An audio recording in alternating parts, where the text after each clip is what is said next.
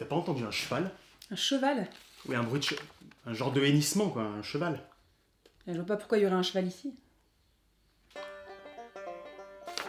Et bonjour les petits amis. Le soleil est tellement présent qu'on a l'impression qu'il veut nous tuer. Les rues à midi sont des no man's land de béton où il fait 62 degrés à l'ombre. Le monde est un désert de feu brûlant, de solitude et de haine. T'aimes pas trop ça l'été? Non. C'est chaud. Mais c'est tout de même la bonne période pour parler du Far West. Et puisque notre ami Aggie est parti en voyage loin de nous... Faudra le mettre un jour qu'on l'a perdu. Chut, puisque notre ami Aggie est parti en voyage loin de nous, nous serons secondés dans cette tâche par Fanny. Bonjour, je suis comédienne. Ouais, voilà.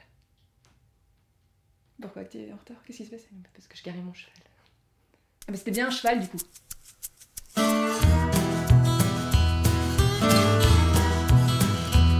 Des mauvaises filles fabuleuses, dingues ou sanguinaires dans l'histoire du Far West, il y en a eu des tas. Belle Star, Pearl Hart, Queen Anne Bassett et sa sœur Josie, Rose Dunn, Charlie Parkhurst, Lillian Smith, Sally Skull et tellement d'autres. Elles étaient artistes, hors la loi, as de la gâchette, voyageuses, travailleuses, bref, croyez-moi, il y a de quoi faire niveau femmes qui ont défrayé la chronique. Si leur vie a été parfois extrêmement riche en soi, il est aussi très intéressant de jeter un œil sur ce que la postérité a fait de leur existence, de leur image, de leur exploit, fantasmé ou non. Il est difficile de démêler le vrai du faux dans le Wild Wild West. Résultat, toutes les informations sont à prendre avec des pincettes, et en particulier les dates, qui sont parfois au-delà de l'imprécision, avec des écarts de plusieurs dizaines d'années entre les différentes sources. Allez, chaussez vos Santiago et protégez-vous de la poussière des plaines. On part au Far West! Wow. C'est pour me mettre dans le personnage. Phoebe Ann Moses, ou Mosey, voit le jour le 13 août 1860 en Ohio, 6e enfant d'une fratrie de 9. Ses parents sont des descendants de Quakers anglais. Et qu'est-ce que c'est que les Quakers? C'est une société religieuse chrétienne née en Angleterre qui base ses croyances sur un retour à la simplicité et à l'intégrité. Oui mais non mais ça c'est moi qui dois le dire ça, toi tu dois dire je sais pas. Bah oui mais je sais. Ses parents, Jacob et Suzanne, roulent déjà pas tellement sur l'or. Mais en plus, en 1865, Jacob se retrouve coincé dans un blizzard. Ça arrive. Il attrape une pneumonie qui l'emportera en 1866, et la famille se retrouve encore plus sur la paille. Ça arrive. Annie a 6 ans, commence à louper de plus en plus l'école, et se met à chasser pour nourrir tout le monde. Chose pour laquelle elle s'avère être étonnamment douée. Mais la pauvreté fait toujours rage, et elle est envoyée pour un temps dans un institut, puis dans une famille soi-disant pour aider un peu. Sauf qu'au final, elle va vivre un enfer à la Cosette, à base de violence physique et morale. Par exemple, la maîtresse de maison forcera Annie à rester dehors, dans la neige, sans chaussures, parce que la gamine s'était endormie en cousant. Ça arrive. Elle s'enfuit finalement loin de ceux qu'elle appellera les loups, et revient chez sa mère, qui s'est remariée entre-temps pour la 3e fois et a eu un autre enfant. Ça arrive. La chasse devient d'autant plus l'un des seuls moyens de subsistance de la famille, et la gamine sait jouer de la carabine comme personne. On raconte qu'à 15 ans, elle a déjà gagné assez d'argent pour rembourser l'hypothèque de la ferme familiale. Fais gaffe avec ça quand même. Hein. Non mais il est pas chargé. Sa notoriété grandit et on lui propose de se mesurer à Frank Butler, fin tireur qui voyage de ville en ville pour affronter les champions locaux. Il se moque d'Annie au début, mais la gamine lui met un perfect dans la gueule, avec 25 tirs réussis sur 25, alors qu'il loupe le dernier. Gloire, fascination, stupeur. Le mec veut l'épouser, il se marie, elle a 16 ans, il en a 29, tout va bien. Elle prend le nom d'Annie Oakley, probablement du nom d'une banlieue pas loin d'où elle habitait, ou du nom de l'endroit où elle a gagné le fameux concours qui a marqué le début de sa carrière, ou du nom d'un homme qui l'a aidé à s'enfuir de chez les loups quand elle était gamine. Le couple commence à faire des shows à deux, et puis Frank est vite forcé d'admettre que les gens viennent plus voir Annie que lui, et il s'efface derrière elle pour devenir son manager. La voilà engagée dans le très célèbre Buffalo Wild West Show. Et qu'est-ce que c'est? C'est moi qui dis! C'est une énorme superproduction itinérante avec toutes les stars de la conquête de l'Ouest qui refont en vrai pour de faux des trucs qu'ils ont déjà peut-être fait pour de faux en vrai. C'est-à-dire que des légendes vivantes rejouent leurs propres légendes, contribuant à les ancrer dans les esprits comme des trucs vrais alors que peut-être déjà c'était pour de faux. Bref. Annie Oakley, elle fait des trucs fous pour de vrai, se produit devant le gratin, et devient une star. Parmi beaucoup d'autres exploits, elle est capable de toucher juste la cendre d'une cigarette dans la bouche de Frank, de couper une carte à jouer en deux par la tranche, d'atteindre une cible mouvante alors qu'elle est elle-même au galop, et de tirer dans son dos sur une pièce de monnaie jetée en l'air. Je sais pas si vous vous rendez bien compte, c'est comme si je jetais un truc en l'air comme ça. C'était chargé. C'était tellement chargé, putain. Mais tu l'as même pas touché, t'aurais pu tuer quelqu'un. restera ultra connue de son vivant, continuera sa carrière malgré un accident de train qui aurait pu lui coûter ses 2 jambes, et proposera même au président des États-Unis de mettre à sa disposition pour la guerre contre les Espagnols un bataillon de 50 tireuses d'élite, chose que le mec va refuser, ce nulos. Annie Oakley se consacrera énormément aux femmes dans sa vie, celles de son entourage, mais aussi les autres. Elle aurait appris le tir à pas moins de 15 000 nanas, et s'engagera pour les droits des femmes. Jusqu'à sa mort, en 1926, elle gardera son œil légendaire, qui lui a valu son nom donné par Sitting Bull lui-même, de petite femme au tir sûr. C'est pas fou comme surnom. C'est comme si je t'appelais petite potelée à la langue bien pendue. Ah ouais? Eh ben c'est comme si je t'appelais petite brindille qui pue de la bouche. Ah ouais? Eh ben c'est comme si je t'appelais grosse pute. Parce que si on sait tirer à la carabine, pourquoi s'en servir pour couper des cartes en deux finalement? Alors qu'on peut arrêter des trains et voler des milliers de dollars! Je peux récupérer mon pistolet? Non, tu en as pas besoin. Mais c'est pour rentrer dans mon personnage. C'est pas grave, je vais faire autrement. En octobre 1876, au Texas, ou en Arkansas, ou au Kentucky, ou peut-être même pas en 76, mais plutôt en 73, on ne sait pas, naît Laura Bullion, fille d'une émigrée allemande et d'un indien d'Amérique. Bullion. Si tu veux, je tiens à l'accent sur celle-ci parce que prononcée à la française, moi ça m'évoque plus Laura Bullion, 3e B au collège de Châteauroux, et je la sens moins, la pampa sauvage, les bisons, les attaques de diligence, tout ça, tac. C'est plus loin. Son père est braqueur de banque et il traîne notamment avec Carver, un jeune hors-la-loi. Lorsque Laura se retrouve orpheline aux alentours de 15 ans, c'est avec lui qu'elle va commencer sa carrière. Elle participe à quelques braquages, sans réellement pouvoir s'intégrer à une bande. Parce que les mecs sont pas hyper joyeux à l'idée qu'une nana s'incruste parmi eux. Elle aurait eu des relations amoureuses tumultueuses avec Carver et se serait prostituée. Mais les sources divergent. Mais quand Carver commence à bosser pour le Wild Bunch, la bande mythique de Butch Cassidy, Laura parvient à l'intégrer. Et elle devient une des seules femmes à faire partie de cette bande et à être admise dans leur planque, sévissant aux côtés de Kid Curry, Sundance Kid, Elsie, autant de noms que les non-amateurs d'histoire de bandits du Far West ne connaissent pas du tout, mais qui sonnent quand même ultra bien. Là-bas, on l'appellera Della Rose, la Rose du Wild Bunch, Thorny Rose, mais elle prendra beaucoup d'autres identités, au gré des vols, des arnaques, des braquages de banques ou de trains, et il lui arrivera aussi souvent de prendre des habits d'homme, pour se dissimuler et se fondre dans la masse. Qu'est-ce que tu fais? Je fais une interprétation visuelle de ce que tu dis. Mais...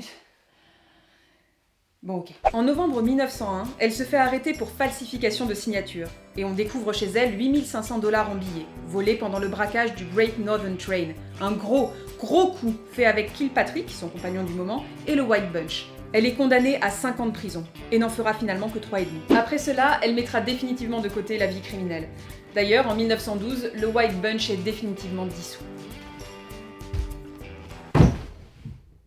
Et en 1918, Laura part construire une seconde vie à Memphis, en se faisant passer pour une veuve de guerre sous l'identité de Freda Lincoln. Là-bas, elle sera couturière, fabricante de textiles et même décoratrice d'intérieur, avant de finir sa vie plutôt pauvrement en 1961. Et attention, anecdote émouvante, la tombe de Laura fait état de 3 de ses nombreuses identités. Freda Bullion Lincoln, Laura Bullion et Thorny Rose. Mystérieuse et multiple, même dans la mort. Martha Jane Canary, il coque le salaud que j'aime, m'appela Calamity. Pour tout ça, jamais je suis Calamity. Il fallait bien qu'on en parle. Calamity Jane, c'est la figure la plus connue du Far West. Genre, je vous dis Far West, vous allez penser Calamity Jane. Ce qui est assez prodigieux en soi, parce que si on y réfléchit bien, qu'est-ce que vous connaissez réellement de Calamity Jane? Genre, là, tout de suite, si je te dis Calamity Jane, est-ce que tu sais ce qu'elle a fait dans sa vie? Est-ce que c'était une hors-la-loi? Est-ce que c'était une artiste? Ah, on sait pas, hein? On fait moins la maline! Vous allez voir que son histoire est ultra symptomatique de n'importe quel héros ou héroïne du Far West. Un maximum de fantasmes et un minimum de faits réels. Martha Jane Canary... Attends. Ok, quand tu veux. Martha Jane Canary, née en 1850, ou 52, ou 56 dans le Missouri. Est née d'une famille de 5 enfants, souvent abandonnés à eux-mêmes. Elle apprend très vite à s'occuper d'eux toute seule, à monter à cheval et à chasser. Ses parents n'ont pas très bonne réputation là où ils habitent, et partent pour le Montana. La mère de Martha meurt en chemin lorsque cette dernière a 13 ans. Puis son père la suit un an plus tard, ou disparaît, on ne sait pas, laissant Martha Jane Canary seule à charge de sa famille. Et à partir de là, c'est n'importe quoi. Et ce que je vais vous raconter devient très dur à vérifier. C'est très compliqué de raconter une vie comme la sienne en si peu de temps, mais essayons de résumer. Elle part à travers l'Ouest, fait à peu près tous les métiers possibles, fréquente des hors-la-loi sans qu'on sache vraiment si elle a elle-même commis des exactions, commence à prendre des habits d'homme, mais, à la différence de Laura Bullion par exemple, elle ne cherche pas à se faire passer pour un homme. Elle tient à rester Martha Jane, ce qui déclenche une fascination supplémentaire pour ceux qui la fréquentent. Et c'est probablement à cette période-là, quand elle est âgée d'une quinzaine d'années, qu'elle commence à boire. Allez hop, cul sec. Elle arrive à s'intégrer dans l'armée auprès du fameux général Custer en Arizona, devient éclaireuse en territoire indien, accomplit supposément des exploits de fou grâce à sa maîtrise absolue de la gâchette et à son talent de cavalière, et est censée avoir reçu son nom de Calamity Jane, héroïne des plaines, de la bouche d'un capitaine à qui elle aurait sauvé la vie au péril de la sienne. Ouais mon gars. Elle aurait pris part à beaucoup d'expéditions et de batailles, traversant des rivières entières à la nage, vivant une folle passion amoureuse avec Wild Bill Hickok, superstar de l'époque, victime d'un meurtre un an après. Calamity Jane aurait traversé la moitié du pays pour retrouver son assassin et le livrer à la justice. Alors qu'en fait, bon, elle a probablement pris part à aucun combat, et puis elle s'est vite fait virer de l'armée, parce que finalement... Parce que j'avais des nichons mon gars. Je me suis craché dessus. Elle s'est auparavant fait remarquer, effectivement, pour son courage, qui n'avait rien à envier à ses collègues masculins, et son habit d'homme. Elle rencontrera également Hickok et le suivra jusqu'à la légendaire ville de Deadwood. Là, elle sera aussi altruiste qu'incontrôlable, pouvant tout aussi bien dévaster un saloon pendant une session de beuverie que se dévouer corps et âme à la communauté locale en travaillant comme infirmière pendant une épidémie de variole qui a dévasté la ville. Elle est une fabuleuse conteuse, prend plaisir à se mettre en scène dans ses propres anecdotes et fascine les gens qui l'écoutent, et notamment les journalistes. L'un d'eux va créer Deadwood Dick, une série qui paraîtra dans le journal local et dans laquelle le héros va être accompagné d'un personnage féminin grandement inspiré de notre Martha Jane Canary, Calamity Jane. Je suis une légende. Bande de connards. File-moi mon flingue. Non. Allez, s'il te plaît. File-moi mon flingue, mon pote. Non, non, il est caché et je sais pas où il est, tu le trouveras pas. Peut-être que le surnom de Calamity lui vient donc de ce journaliste, ou du fait que partout où elle passait, en bonne alcoolique incontrôlable, des calamités en tout genre se produisaient, ou peut-être d'une carrière de prostituée, Jane étant souvent le petit nom dont les proxénètes les désignaient, ou encore de son investissement auprès de la communauté de Deadwood pendant cette fameuse épidémie qui fut une calamité. On ne sait pas. Merde. Ce qui est sûr, c'est que la légende est en marche et que tout le monde la connaît. Elle mettra au monde 2 ou 3 enfants, un garçon, qui mourra nourrisson, Little Calamity, et probablement 2 filles, Janae et Jessie. L'alcool les éloignera d'elle très vite, malgré son grand amour pour elle. Pour renforcer encore plus sa légende, elle dictera elle-même des mémoires sûrement un peu fantaisistes, et elle fera partie pendant un temps, elle aussi, sinon du Wild West Show de Buffalo Bill, en tout cas au moins de différents cirques ici et là. Cirques dans lesquels elle rejouera ses prétendus exploits, prouvant que, si elle a menti sur pas mal de points, elle n'a en tout cas pas exagéré ses talents d'équitation. Oh merde, mon cheval. Car Calamity Jane, elle s'en fout. C'est une aventurière, une vraie. Éprise de liberté, de grands espaces, grande cavalière, pas à l'aise dans les conventions préétablies pour les femmes. Et elle sait gérer son image, entretenir son histoire, bâtir son héritage, consciemment ou non d'ailleurs. Elle meurt des conséquences de son alcoolisme qui l'a littéralement rongée de l'intérieur, à peine 50 ans. Mais sa popularité ne faiblit pas. Elle reste le symbole du Old West, le dernier des bisons, la figure d'un monde révolu. Du coup, beaucoup de femmes vont ensuite s'identifier à elle et entretenir la légende. Puis, une femme prétendant être sa fille va publier longtemps après sa mort des lettres qu'elle lui aurait envoyées, relançant une nouvelle facette de l'héroïne. Un genre d'image de mère courage dévorée par l'alcool et la culpabilité, qui sera grandement contestée par la suite par la majorité des historiens se penchant sur la véracité de ces fameuses lettres. Et c'est pas cool d'avoir fait ça. Moi aussi, je l'ai acheté le bouquin. Pourquoi c'est marqué nulle part que c'est pas elle qui les a écrites en fait? Pourquoi il y avait de la place là ou là, ici? Globalement, comme vous l'avez remarqué, il est difficile de dire de façon certaine si telle ou telle chose est vraie ou non dans les biographies de ces 3 femmes, ou de n'importe quel personnage de cette époque d'ailleurs. Et puis attention, il faut pas se leurrer. Si la dynamique du Far West a permis à beaucoup de femmes de trouver un échappatoire pour se libérer de leur carcan, la grande majorité était quand même soumise à leurs conditions de femmes dans un nouveau monde peuplé d'hommes. ultra machiste et patriarcale. Souvent isolées, en charge de la maison et de la famille, en plus de travailler auprès des hommes comme des forcenés, leur situation ne devait pas être beaucoup plus enviable qu'ailleurs. Et c'est de cette situation dont ont réussi à s'extraire les 3 femmes dont nous avons parlé ici. Chacune dans leur style, ces 3 femmes ont marqué un premier pas dans la libération de l'image de la femme. Et peu importe ce qui s'est réellement passé ou non, ce qui compte, c'est la postérité. C'est ce que laisseront ces femmes comme empreinte dans la société. Ces mauvaises filles-là ont montré qu'une femme peut être libre, forte, exceller dans des domaines considérés comme typiquement masculins. Une femme peut accomplir des exploits, travailler sur un champ de bataille ou faire partie d'une bande de hors-la-loi à part entière. Elle peut être exceptionnelle, ou en tout cas faire en sorte qu'on se souvienne d'elle comme telle, et faire partie intégrante de l'histoire populaire d'un pays pour des siècles et des siècles. C'est bon, j'ai retrouvé mon flingue!